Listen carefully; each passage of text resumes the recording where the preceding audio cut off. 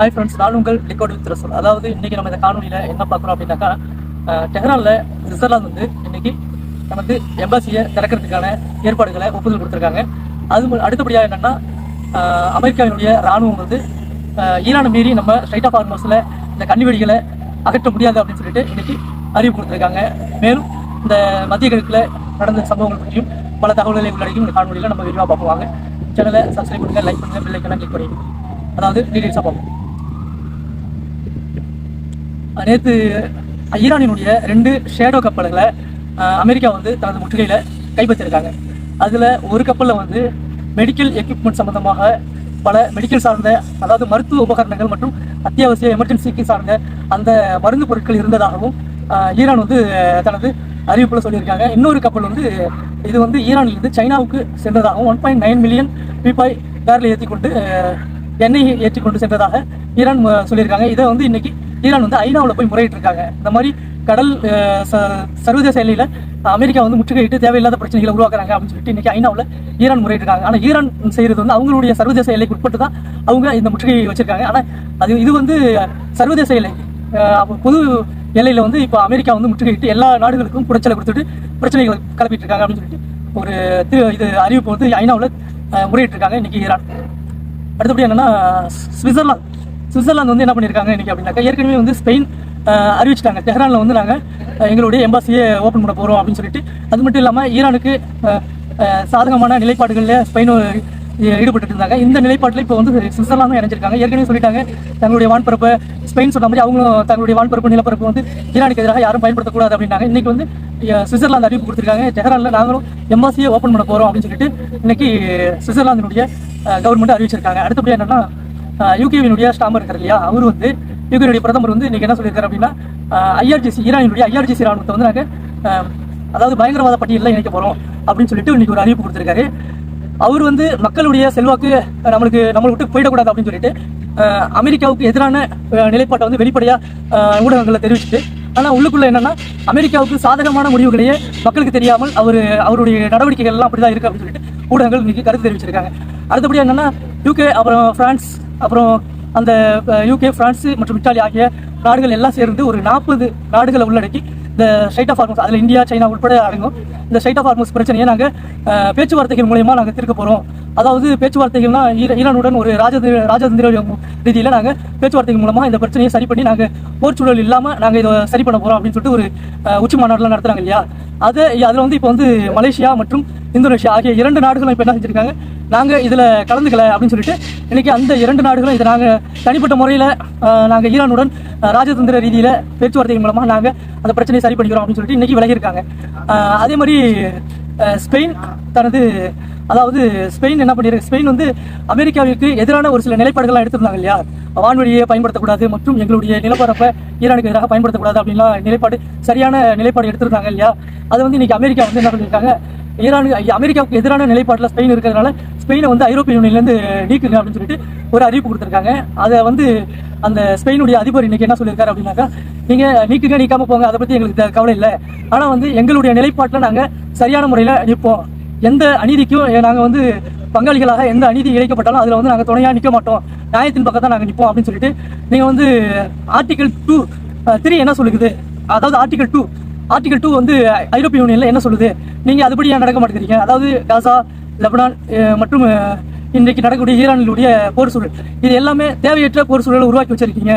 அது வந்து ஒரு வரம்பு மீறிய ஒரு நாட்டினுடைய இறையாண்மையை அத்துமீறி இந்த போர்லாம் ஆரம்பிச்சிருக்கு. அவங்க மேலே தேவையில்லாத போர்களை உருவாக்குனது வந்து யார் மேலே தப்பு, இஸ்ரேலும் அமெரிக்காவும் சேர்ந்து செஞ்சிருக்காங்க. இந்த ஆர்டிகல் 2 என்ன சொல்லுது, ஒரு நாடு இன்னொரு நாடு மேலே தேவையில்லாத பிரச்சனைகளை உருவாக்குச்சு அப்படின்னாக்கா, தேவையில்லாத போர்கள் உருவாக்குச்சு அப்படின்னாக்கா, அந்த நாட்டு மேலே நீங்கள் பொருளாதார தடை, அனைத்து ஒப்பந்தங்களையும் ரத்து செய்ய வேண்டும், அப்படி இல்லாமல் அந்த நாட்டுடைய அனைத்து ராஜதந்திர உறவுகளையும் முறிக்க வேண்டும்னு தான் இந்த ஐரோப்பிய யூனியனில் சொல்லியிருக்காங்க. நீங்கள் யாருமே செய்யலை, அதுக்கான ஒப்பந்தங்களை நிறைவேற்ற மாட்டேங்கிறீங்க, தீர்மானங்களை கொண்டு வந்து நிறைவேற்ற மாட்டேங்கிறீங்க, இந்த தீர்மானங்களை கொண்டு வாங்க அப்படின்னு சொல்லிட்டு இன்னைக்கு ஸ்பெயினுடைய அதிபர் கூறியிருக்காரு. அதுக்கான தீர்மானங்கள் நிறைவேற்றும் போது அந்த ஒப்பந்தங்கள் ஏற்கனவே சொல்லியிருந்தாங்க இல்லையா, இஸ்ரேலுடன் அனைத்து ராஜதந்திர முடிவுகளையும் ரத்து செய்யணும் அப்படின்னு சொல்லிட்டு அதை சொல்லும் போது ஜெர்மனியும் இன்னைக்கு இத்தாலியும் அதை வந்து தடுத்திருக்காங்க. இதை வந்து ஸ்பெயின் அதிபர் மிக கடுமையாக விமர்சித்து அவர் கூறினது, காசா, லெபனான், இஸ்ரேல் இந்த பகுதிகளெல்லாம் இஸ்ரேல் வந்து மிக கடுமையான இன அழிப்பு மற்றும் இயற்கைக்கு மாறான செயல்களில் ஈடுபட்டு இருக்காங்க. உடனே இதை வந்து நிறுத்த சொல்லுங்க, இல்லைன்னா வந்து அவங்களோட தனிமைப்படுத்தக்கூடிய நடவடிக்கையில ஈடுபடுங்க அப்படின்னு சொல்லிட்டு இன்னைக்கு ஸ்பெயினுடைய அதிபர் மிக சரியான பக்கத்தில் நின்றுட்டு இருக்காரு அப்படின்னு சொல்லிட்டு உலக மக்கள் அவரை பாராட்டுறாங்க. அடுத்தபடி என்னன்னா, லெபனான் இஸ்ரேல் இடையில வந்து ஒரு 4 நாட்களுக்கு முன்னாடி தான் இந்த சீஸ்ஃபயர் கொண்டு வந்தாங்க இல்லையா. இது வந்து யார் தலைமையிலன்னா அமெரிக்காவினுடைய மார்க்கோ ரூபியோ அவர்களின் தலைமையில தான் இந்த பேச்சுவார்த்தை நடத்திருந்தாங்க.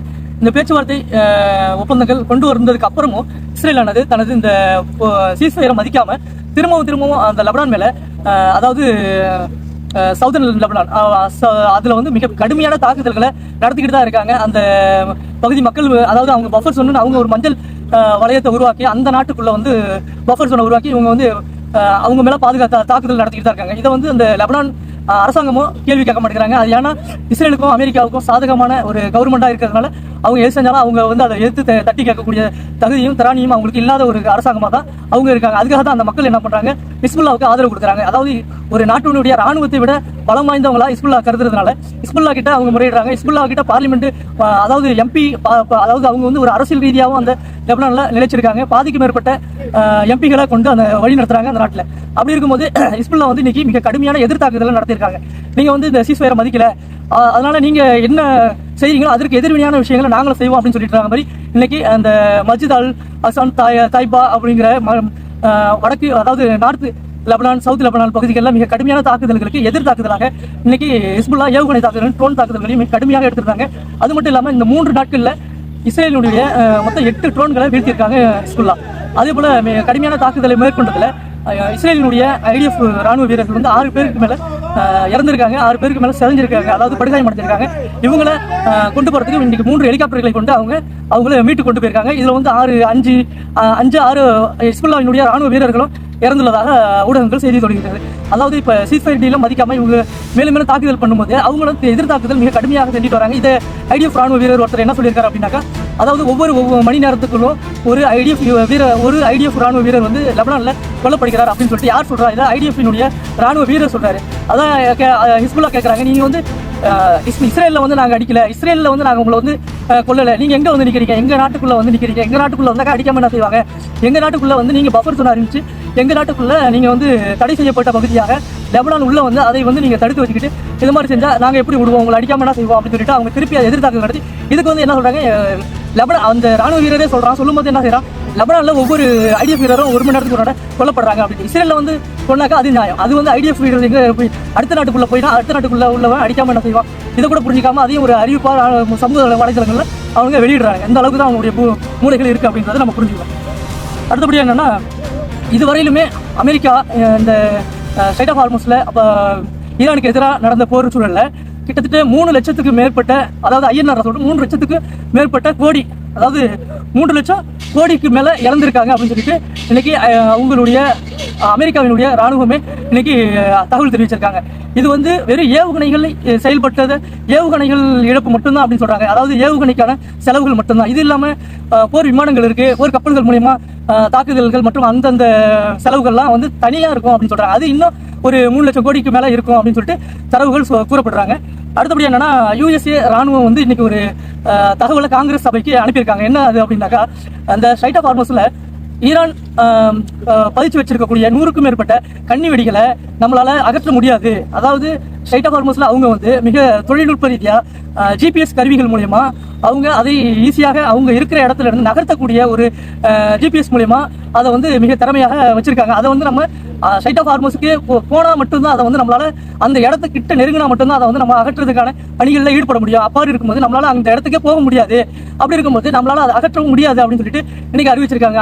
அவ்வாறு இருக்கும்போது இந்த போர் சூழல்கள்லாம் முடிஞ்சா மட்டும்தான் அதுவும் அகற்ற வேண்டும் அப்படின்னாக்கா குறைஞ்சது ஒரு 6 மாத காலமாவது ஆகும் அப்படின்னு சொல்லிட்டு இன்னைக்கு அவங்களுக்கு அந்த, அதாவது டொனால்ட் ட்ரம்ப் சொன்ன அறிவிப்புக்கு பதிலளிக்கும் விதமாக அந்த அமெரிக்காவினுடைய ராணுவம் வந்து இன்னைக்கு அறிவிப்பு கொடுத்திருக்காங்க. அதையும் மீறி டொனால்ட் ட்ரம்ப் கொடுத்த அறிவிப்பின் பேர்ல அந்த ஸ்ட்ரைட் ஆஃப் ஹார்மஸை நோக்கி நகர்ந்த கப்பல்களை ஈரான் வந்து இன்னைக்கு ட்ரோன் தாக்குதல்கள் மூலியமா தாக்கியிருக்காங்க. தாக்குனதுக்கு அப்புறம் அந்த போர்க்கப்பல்களானது மீண்டும் பின்வாங்கி ஓமன் வளைகுடாவை நோக்கி வெளியேறியது. பயந்து அந்த ட்ரோன் தாக்குதலுக்கு பயந்து மேலும் பின்வாங்கி வந்திருக்கிறதா செய்தி வருகிறது. அது ஆக மொத்தத்தில் அவங்களால முடியாது, எங்களால செய்ய முடியாது அப்படின்னு சொல்லிட்டு அமெரிக்காவினுடைய ராணுவ தலைவர்களே அவங்களுக்கு இன்னைக்கு மூஞ்சி அடிச்ச மாதிரி இன்னைக்கு சொல்லியிருக்காங்க. இதுதான் உண்மை அப்படின்னு சொல்லிட்டு உலகத்தை ஏமாத்துறதுக்கு இந்த டொனால்ட் ட்ரம்ப் எங்களால் அதை செய்ய முடியும், எங்களால் ஈரான் ராணுவத்தை செலுத்திட்டோம், ஈரானுடைய பாதி இதை அழிச்சிட்டோம், அவங்களுடைய ஏவுகணை தளங்கள், அவங்களுடைய கப்பல் விமானப்படைகள் எல்லாத்தையும் அழிச்சிட்டோம், கப்பல் படைகள் எல்லாத்தையும் நாங்கள் சதிச்சிட்டோம் அப்படின்னு சொல்றது எல்லாமே முழுக்க முழுக்க பொய்யான விஷயம். இன்னைக்கு கூட IRGC ஆனது நாங்கள் இன்னும் திறக்கப்படாத ஏவுகணை களஞ்சியங்கள் எங்கள்கிட்ட இன்னும் இருக்கு, அதை வந்து நாங்கள் இன்னும் திறக்கவே இல்லை, அதை வந்து நாங்கள் யூஸ் பண்ணவும் இல்லை அப்படின்னு சொல்லிட்டு மிக கடுமையான எச்சரிக்கையும் இன்னைக்கு கொடுத்துருக்காங்க. அடுத்தபடி என்னன்னா, சைனாவும் ப்ளஸ் இந்தியாவும் நேற்று ஒரு அறிவிப்பு கொடுத்துருந்தாங்க. அது மட்டும் இல்லாமல் குறைஞ்சது ஒரு 16 நாடுகள் வந்து ஒரு அறிவிப்பு கொடுத்துருந்தாங்க. அந்த போர்ச்சூழலானது மேலும் மேலும் பதற்றத்தை அதிகரிக்கும் காரணத்தால் தங்களுடைய குடிமக்களுக்கு நீங்கள் ஈரானை விட்டு வெளியேறி விடுங்கள், இன்னும் 24 மணி நேரத்துக்குள்ள ஒரு 16 ஐரோப்பிய நாடுகளும் சேர்த்து எல்லாமே வந்து அறிவிப்பு கொடுத்துருந்தாங்க. எல்லாமே வந்து தங்கள் குடிமக்களை வெளியேறுமாறு அறிவிச்சிருந்தாங்க. இதோட 2வது முறையாக அந்த அறிவிப்பு கொடுக்குறாங்க. இது காரணம் என்ன அப்படின்னாக்கா, ஈரானும் ஒரு வகையில் அவங்க இந்த அடுத்த கட்ட போர்ச்சூழலுக்கு தங்களை தயார்படுத்திக்கிட்டு இருக்காங்க. அதே மாதிரி அமெரிக்காவும் தங்களை போர்ச்சூழலுக்கு அடுத்த கட்டமாக தயார்படுத்திக்கிட்டு தங்களுடைய விமானப்படைகளும் கப்பல் படைகளையும் கொண்டு போய் ஓமன் வளைகுடா மற்றும் செங்கல் பகுதிக்கு அருகாமையிலும் மற்ற அரபிய கல்ஃப் கண்ட்ரியில் உள்ள தங்களுடைய ஏர்பேஸுகளில் கொண்டு போய் நிறுத்தி கொண்டும் அந்த இஸ்ரேலுடைய ஏர்பேஸில் கொண்டு போய் அதாவது பெட்ரோல் ஃபில் பண்ணக்கூடிய விமானங்களை கொண்டு போய் நிறுத்திக் கொண்டும் வானிலை பெட்ரோல் ஃபில் பண்ணக்கூடிய விமானங்களை நிறுத்திக் கொண்டும் மேலும் மேலும் பதற்றத்தை அதிகரித்துக் கொண்டு செல்கிறார்கள். அதாவது போர்ச்சூழலில் இதுவரையிலுமே கார்கோ ஃபிளைட் மட்டும் 580-600க்கும் மேற்பட்ட கார்கோ ஃபிளைட் மட்டும் அதாவது போர் தளவாடங்களை ஏற்றுக்கொண்டு மிடில் ஈஸ்ட் பக்கம் அமெரிக்காவிலிருந்து வந்ததாக தகவல் சொல்றாங்க. இதெல்லாம் வந்து என்னத்த சொல்றாங்கன்னா, நீங்க பேச்சுவார்த்தைக்கு வாங்க அப்படின்னு சொல்லிட்டு அவங்க வந்து அடிமைப்படுத்தக்கூடிய தரமாக நீங்க வரலன்னா நாங்கள் அடிப்போம் அப்படிங்கிற மாதிரி அவங்களுடைய தோணி இருந்துகிட்டு இருக்கு. ஆனால் வந்து இந்த 2ஆம் கட்ட பேச்சுவார்த்தை வந்து நடக்கக்கூடிய வாய்ப்புகள் இல்லை அப்படின்னு சொல்லிட்டு இன்னைக்கு சொல்லியிருக்காங்க. அது ஏன் அப்படின்னாக்கா, அவங்க ஏற்கனவே சொல்லியிருந்தாங்க இல்லையா, நாங்கள் வந்து இந்த எங்களுடைய எங்களுடைய அந்த பொருளாதாரங்கள் முடக்கப்பட்டிருக்கு, 11 பில்லியன் பொருளாதாரத்தை நீங்கள் விடுவித்தா தான் வருவோம், அது மட்டும் இல்லாமல் எங்களுடைய அந்த 10 அம்ச கோரிக்கைகள் நிறைவேற்றும் எங்களால் நிறைவேற்றும் அப்படின்னு சொல்லிட்டு ஒத்துக்கிட்டால் மட்டும்தான் நாங்கள் அந்த பேச்சுவார்த்தை உட்காருவோம் அப்படின்னு சொல்லிட்டு அவங்க முன்னாடி வெளிப்படையாக சொல்லிட்டாங்க. இன்னைக்கு பாகிஸ்தானுக்கு ஈரானினுடைய அதாவது ஃபாரின் மினிஸ்டர் அப்பாஸ் அராச்சி மற்றும் அதாவது காலிஃப் அவர் தான் சபாநாயகர் இந்த பேச்சுவார்த்தையில் கலந்துக்கிறவர், அவர் போகலை, போயிருக்காங்க. அதை வந்து தவறாக பாகிஸ்தான் என்ன பண்ணியிருக்காங்க, நாங்கள் வந்து 2ஆம் கட்ட பேச்சுவார்த்தைக்கு வந்துட்டாங்க அப்படின்னு சொல்லிட்டு மீடியாவில் தெரிவிச்சிருக்காங்க, அமெரிக்காவுக்கும் தெரிவிச்சிட்டாங்க. அது வந்து தவறான ஒரு செய்தி. அவங்க போனது வந்து நட்பு ரீதியிலான ஒரு சந்திப்பை தான் செஞ்சிருக்காங்க. ஏற்கனவே இது திட்டமிடப்பட்ட, இது அதாவது போர்ச்சுகலுக்கு முன்னாடியே திட்டமிட்டிருக்காங்க 3 நாடுகள் சந்திப்பு, அதாவது பாகிஸ்தான், ஓமன் மற்றும் ரஷ்யா, இந்த 3 நாடுகளையும் சந்திப்பு செய்வதற்கு முன்கூட்டியே அவருக்கு தீர்மானிச்சதுனால இன்னைக்கு அந்த சந்திப்பை தான் செய்யறாங்க. இது வந்து இந்த போர்ச்சூழலில் உள்ள 2ஆம் கட்ட பேச்சுவார்த்தை கிடையாது அப்படின்னு சொல்லிட்டு இன்னைக்கு அப்பாஸ் அராச்சி பாகிஸ்தான் கிளம்பி வர்றதுக்கு முன்னாடி தெளிவான விளக்கத்தை கொடுத்துட்டு தான் வந்திருந்தாரு. அதே மாரி இன்னைக்கு அமெரிக்காவினுடைய ஊடக செய்தியாளர் வந்து இன்னைக்கு ஒரு தகவலை சொல்லியிருக்காங்க, பேச்சுவார்த்தைக்கு வர்றத ஈரானியர்கள் வந்துட்டாங்க, நாங்கள் ஜெடிவன்ஸ்லாம் அனுப்ப போகிறோம் அப்படின்னு சொல்லிட்டு இந்த பேச்சுவார்த்தைகள் சரியான முறையில் அவங்க ஏற்றுக்கல அப்படின்னாக்கா நடக்கல அப்படின்னாக்கா நாங்கள் மிக கடுமையான, அதாவது ஃபைனல் ஸ்டோக் தாக்குதுன்னு சொல்கிறாங்களே, அதை வந்து நாங்கள் கடுமையாக நடத்துறதுக்கான எல்லா ஆயத்த பணிகளும் தயார் நிலையில் இருக்குது அப்படின்னு சொல்லிட்டு மேலும் எச்சரிக்கிறாங்க. அந்த தகவலை வந்து அவங்களுடைய டொனால்ட் ட்ரம்புடைய செய்தி தொடர்பாளர் கரோலினி அவர்கள் இன்னைக்கு பெட்டகத்தில் தெரிவிச்சிருக்காங்க. அது மட்டும் இல்லாமல் அவங்களுடைய விமானங்கள் எல்லாமே வந்து தயார் நிலையில் இருக்குது அப்படின்னு சொல்லியிருக்காங்க. அது மட்டும் இல்லாமல் இஸ்ரேலும் இன்னைக்கு அமெரிக்காவினுடைய ஒப்புதலுக்காக நாங்கள் காத்துக்கிட்டு இருக்கோம், சொன்னாக்கா ஈரானினுடைய இன்ஃப்ராஸ்ட்ரக்சர் மற்றும் எரிசக்தி நிலையம் உற்பத்தியில் எல்லாத்தையும் நாங்கள் அடிக்கிறதுக்கு தயார் நிலையில் இருக்கோம் அப்படின்னு சொல்லிட்டு இஸ்ரேலும் ஒரு அறைகோள் விட்டுருக்காங்க. இதையெல்லாம் கேட்ட ஈரானானது, நீங்கள் வரதுக்கு முன்னாடி நாங்கள் எல்லாத்துக்கும் தயார் நிலையில தான் இருக்கோம், நாங்கள் வந்து பேச்சுவார்த்தைக்கு ஒத்துக்கவே இல்லை, நீங்கள் தான் சொல்லிட்டு இருக்கீங்க, நாங்கள் வந்து போருக்கு தான் தயார் நிலையில் இருக்கோம் அப்படின்னு சொல்லிட்டு. அது மட்டும் இல்லாமல் ஈராக்கிய எதிர்ப்பு குழுக்களும் இன்னைக்கு குவைத்தில் உள்ள மற்ற அனைத்து தளங்களையும் எரிசக்தி நிலையங்களையும் அடிச்சிருக்காங்க. அடிச்சு அவங்களுக்கு வந்து ஒரு எச்சரிக்கை கொடுத்திருக்காங்க. அது மட்டும் இல்லாமல் ஈரானுடைய IRGCயும் அடுத்த கட்ட போர் ஆரம்பிச்சது அப்படின்னாக்கா குவைத், பஹ்ரைன், சவுதி அரேபியா மற்றும் ஐக்கிய அரபு எமிரேட்ஸ் ஆகிய அனைத்து பகுதிகளிலும் உள்ள எரிசக்தி எண்ணெய் நிலையங்கள் மற்றும் அனைத்தையும் நாங்கள் தாக்குதல் நடத்துவோம் அப்படின்னு சொல்லிட்டு இன்னைக்கு ஒரு அதனுடைய இருப்பிடங்களையும் புகைப்படமாக வெளியிட்டிருக்காங்க. இந்த இடத்துல உள்ள எரிசக்தி நிலையம், உற்பத்தி நிலையம் மற்றும் எண்ணெய் எரிவாயு நிலையங்கள், கொள்முதல் நிலையங்கள் எல்லாத்தையும் வந்து நாங்கள் சவுதி உட்பட எல்லாத்தையுமே வந்து தாக்கி முழுவதுமாக அழிக்கக்கூடிய சூழல் ஏற்படும் அப்படின்னு சொல்லிட்டு இன்னைக்கு ஓப்பனாகவே தெரிவிச்சிருக்காங்க. அது மட்டும் இல்லாமல் சவுதி என்ன பண்ணியிருக்காங்க, ஏமனுக்கு வந்து தரைப்படையை அனுப்புறதுக்கான முயற்சிகளையும் ஈடுபட்டு இருக்காங்க. சூடானுக்கு 1.5 மில்லியன் வந்து தங்களுடைய போர் தளவாடங்களை கொடுக்கறதுக்கு சவுதி அரசாங்கம், அதாவது சூடானில் வந்து என்ன நடக்குதுனாக்கா, RSF படைக்கும் அந்த கவர்மெண்ட்டுக்கும் உள்ள கிளர்ச்சி படைகளுக்கும் போர்ச்சூழல் நடந்துகிட்டு இருக்கு. அங்கே வந்து RSF வந்து பேக் பண்றது யாரும் ஐக்கிய அரபு எமிரேட்ஸ், அவங்களுக்கு ஆதரவாக வந்து இது பண்றாங்க. ஒரு நாட்டை வந்து சிதைக்கிறதுக்கு ஐக்கிய அரபு எமிரேட்ஸ் வந்து தங்களுடைய ஆதரவு தெரிவிச்சு அங்கே அவங்களுக்கு ஆயுதம் கொடுக்கறது, பொருளாதார ரீதியாக அவங்களுக்கு பணம் கொடுக்கறது எல்லாமே அவங்க செய்யறாங்க. ஆனால் சூடானுடைய ராணுவத்துக்கு ஈரானும் சவுதியும் இப்போ வந்து ஒத்துழைப்பு கொடுத்துட்டு இருந்தாங்க. இப்போ அமெரிக்காவினுடைய தலையீட்டால நீங்க 2 பேரும் அங்க போய் சண்டை போட்டுக்க கூடாது அப்படின்னு சொல்லிட்டு சவுதியையும் துபாயும் 2 எதிரியா மாறிடும் அப்படின்னு சொல்லிட்டு அவங்க 2 பேரையும் பிரிச்சு இப்போ சவுதியை பின்வாங்க வச்சு சவுதியை கொண்டு போய் ஏமன் ஹவுதிஸ்க்கு நீங்க உதவி ஆப்போசிட்டா இருக்கக்கூடிய குரூப் இருக்கு இல்லையா, அந்த குரூப்புகளுக்கு நீங்க படத்தை கொடுத்து அந்த ஆயுதங்களை கொடுத்து ஏமன் ஹவுதிஸை எதிர்க்கக்கூடிய வேலையை நீங்க கச்சிதமா செய்யுங்க அப்படின்னு சொல்லிட்டு, அதாவது சவுதி மற்றும் துபாய் ஆகிய இரண்டுமே வந்து அமெரிக்கா இஸ்ரேலுடைய அடிமைகள் மாதிரி தான் கிட்டத்தட்ட நடந்துகிட்டு இருக்காங்க. இப்போ வந்து அந்த அடிமைகளுக்கு ஒரு அசைன்மெண்ட் கொடுத்த மாதிரி டொனால்ட் ட்ரம்ப் வந்து ஒரு அசைன்மெண்ட் கொடுத்திருக்காரு. இப்போ அந்த அசைன்மெண்ட் வந்து சவுதி மன்னர் வந்து மிக கச்சிதமாக நடத்தக்கூடிய வேலையில ஈடுபட்டிருக்காரு. இது எப்படி இருக்குன்னா, வருங்காலங்களில் திரும்ப இவர் இந்த அசைன்மெண்ட்ல இறங்கினார் அப்படின்னாக்கா வருங்காலங்களில் சவுதிக்கும் ஹவுதிஸுக்கும் மிக கடுமையான தரைவழி தாக்குதல்களும் சரி ஏவுகணை தாக்குதல்களும் சரி மிக கடுமையாக நடக்கக்கூடிய வாய்ப்புகள் இருக்கு அப்படின்னு சொல்லிட்டு அரசியல் வல்லுநர்கள் கருதுகிறாங்க. அடுத்தபடியாக என்னன்னா, அடுத்தபடியாக நான் அந்த ஏற்கனவே சொல்லியிருந்தாங்க இல்லையா, அமெரிக்காவினுடைய போர் வீரர்கள் ராணுவ வீரர்கள் 415 பேர் மேல காயப்பட்டிருந்தாங்க, இறந்திருந்தாங்கன்னு. அதுல வந்து இன்னைக்கு அந்த ராணுவ சென்காம் என்ன பண்ணியிருக்காங்க, ஒரு குறிப்பிட்ட நபர்களுடைய பேர்கள் பட்டியலை வந்து நீக்கியிருக்காங்க. இது எதுக்காக அப்படின்னாக்கா, அவங்க ஒருவேளை இறந்துருக்கலாம், இல்லை அவங்கள வந்து பேர்களை மறைக்கிறதுக்காக வேண்டியும் இந்த தில்லாலங்கடி வேலையை அவங்க செஞ்சிருக்காங்க அப்படின்னு சொல்லிட்டு இன்னைக்கு ஊடகங்கள் தெரிவிக்கிறது. மேலும் பல தகவல்கள் இருக்கு, அதெல்லாம் அடுத்தடுத்த காணொலியில் பார்ப்போம். மேலும் இந்த அனைத்து தகவலும் பிடிச்சிருந்தது புரிஞ்சதுன்னா லைக் பண்ணுங்க, ஷேர் பண்ணுங்க, கமெண்ட்ஸ் பண்ணுங்க. நன்றி, வணக்கம்.